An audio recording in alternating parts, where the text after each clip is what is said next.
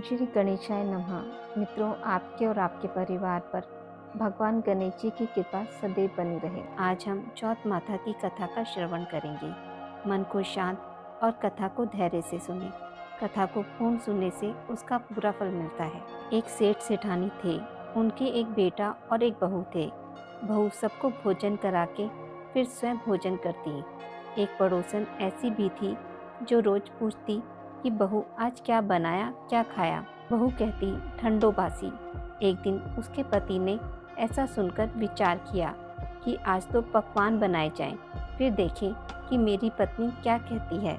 उसने तरह तरह के पकवान बनवाए और घर के सभी लोगों ने एक साथ बैठकर भोजन किया। आज भी पड़ोसन ने पूछा तो बहू ने कहा ठंडो बासी।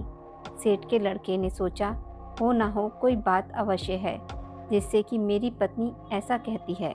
उसने अपनी पत्नी से पूछा, तुम रोज ठंडो बासी खाया ऐसा क्यों कहती हो, जबकि हम सब ने एक साथ बैठकर कई तरह के पकवान खाए। उसकी पत्नी बोली, आप जो खा रहे हैं वह बाप बूढ़ों की कमाई है। जिस दिन आप कमा कर लाओगे उस दिन मैं समझूंगी कि ताज़ा भोजन कर रहे हैं। अब एक दिन लड़के ने माँ से कहा, मैं एक बड़े शहर में कमाई करने जा रहा हूँ। माँ बोली, बेटा अपने पास इतना धन है कि खाया नहीं फूटेगा। माँ के मना करने पर भी बेटे ने स्वयं कमाने का दृढ़ निश्चय कर लिया और जाते समय पत्नी से कहा, मैं जब तक कमाकर बहुत सा धन लेकर ना आ जाऊं तुम चूल्हे की आग मत बुझने देना। एक दिन चूल्हे की आग बुझ गई तो वह मन ही मन घबराने लगी, कहीं मेरे पति पर संकट तो नहीं आन पड़ा। जल्दी से पड़ोसन से आग लाकर चूल्हे में रख दूं। ऐसा विचार करके पड़ोस में गई। वहां पड़ोसन चौथ माता का व्रत पूजन कर रही थी। पड़ोसन ने कहा, थोड़ी देर में आकर ले जाना। बहू ने पड़ोसन से पूछा, आप यह व्रत क्यों करती हैं, इससे क्या मिलता है। पड़ोसन ने कहा, चौथ माता के इस व्रत को करने से अन्न लक्ष्मी मिले और अपनी मनोकामनाएं पूरी हों। अब बहू भी चौथ माता का व्रत करने लगी। दीवार पर चौथ माता बनाई। उस दिन घी गुड़ का चूरमा बनाकर रात्रि को चंद्रमा को अर्घ्य देकर भोजन करती। ऐसा करते करते बहुत दिन हो गए। चौथ माता उस बहू के पति के सपने में आई और बोली, साहूकार का बेटा तू जागे कि सोवे, तेरी पत्नी बहुत याद कर रही है। घर जाकर उसकी चिंता मिटा।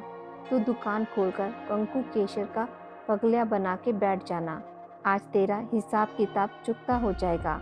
अब तो चौथ माता ने जैसे कहा था वैसा ही हुआ।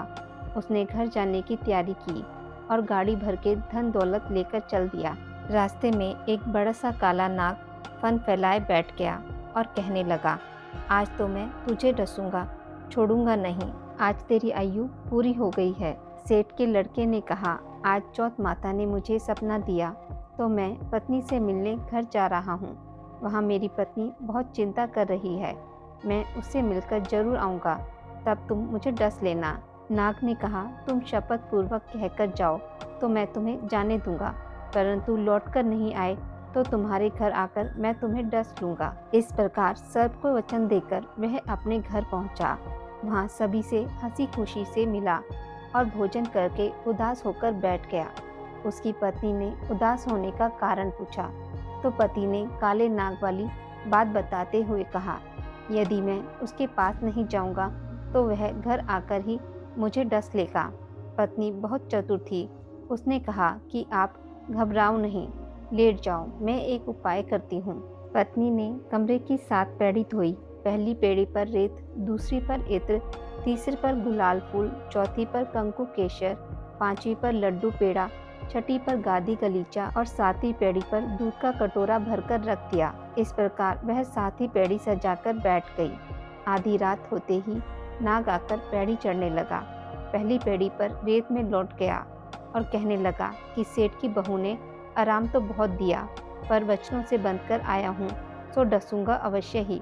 इस प्रकार 7 पैड़ियों पर नाग आराम करता हुआ और कहता हुआ कि डसूंगा जरूर। कमरे में जाने ही वाला था कि चौथ माता ने विचार किया कि मैं अगर इसे नहीं बचाऊंगी तो संसार में धर्म कर्म और व्रत पूजन को कौन मानेगा।